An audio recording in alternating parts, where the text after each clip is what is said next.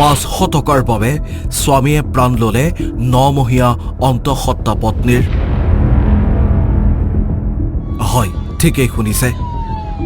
আপোনাক হতচকিত কৰিব পৰা এই ঘটনা সংঘটিত হৈছে এইখন অসম মুলুকতে। অসহিষ্ণুতা, অসহনীয়তা লাহে লাহে বাঢ়িছে সমাজত।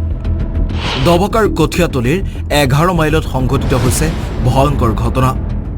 ইয়াছমিন বেগম নামৰ এইগৰাকী মহিলাক এখন ই-ৰিক্সাৰে 11 মাইলৰ স্বামী গৃহলৈ নিবলৈ হালধিয়াটিৰ শহুৰেকৰ ঘৰলৈ আহিছিল ঘাতক স্বামী আজিমুদ্দিন। 9মহীয়া গৰ্ভৱতী পত্নী ইয়াছিনক লৈ উভতি যোৱাৰ সময়তেই 500 টকাৰ বাবে পত্নীৰ লগত কাজিয়াত লিপ্ত হৈছিল স্বামী আজিমুদ্দিন। প্ৰথমে তৰ্কাতৰ্কি, তাৰ পাছত ঘটনাই লৈ ভয়ংকৰ ৰূপ। চলন্ত ই-ৰিক্সাৰ পৰা গতিয়াই দিয়ে পত্নীক। কেৱল সীমানতে সীমাবদ্ধ নাথাকিল, তলত পৰি যোৱা পত্নীক ইয়াৰ পাছত স্বামী আজিমউদ্দিনে নিৰ্মমভাৱে প্ৰহাৰ কৰে। আৰু তাৰ পাছৰ পৰিৱেশ এয়া।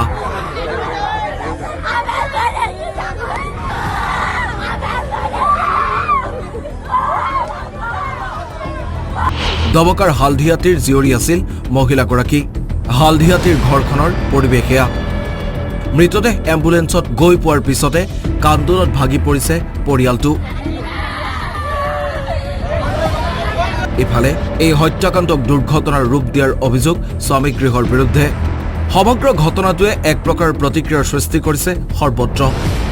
ঠিক দবকা বাইপাছ যেতিয়া পাইছে ডিফু বাইপাছতে তেওঁলোক দুটাৰ মাজত মানে কিবা এটা বাকবিতণ্ড হৈছে, কাজিয়াৰ সূত্ৰপাত ঘটিছে টকা 500ৰ কাৰণে। তেওঁ বোলে ইয়াত কিবা কাম কৰি আছিলে আৰু টকা 500 কাৰোবাৰ তাত মানে থাকি গ'ল চাগে, আৰু সেই 500 টকা লৈ পেলাই পত্নীৰ লগত মানে কিবা তৰ্ক বিতৰ্ক কৰি আছিলে।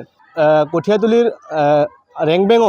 ৰেংবেঙতে ই কি কৰিছে মানে গিৰিয়েকজনে মানে তেওঁক বৰ বেয়াকৈ ঘুচি আহিছে হ'বলা, ঘুচিয়াই এওক মানে গোৰ মাৰি পেলাই এওক তাইক পেলাই দিছে। তাইক পেলোৱাৰ ফলতে প্ৰায় অনুমানিক 1 কিলোমিটাৰ জেগা তাই চুচুৰি গৈছে। কিন্তু এতিয়া কথা হ'ল, ইমান অসহিষ্ণুতা কিয় বৃদ্ধি পাইছে মানুহৰ মানসিকতাত?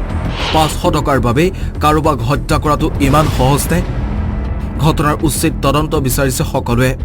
দোষীক কঠোৰতম শাস্তিৰো সমান্তৰালকৈ তুলিছে দাবী। দবকাৰ পৰা ব্যুৰ সহযোগত নিউজ এক্স আসাম টক্স।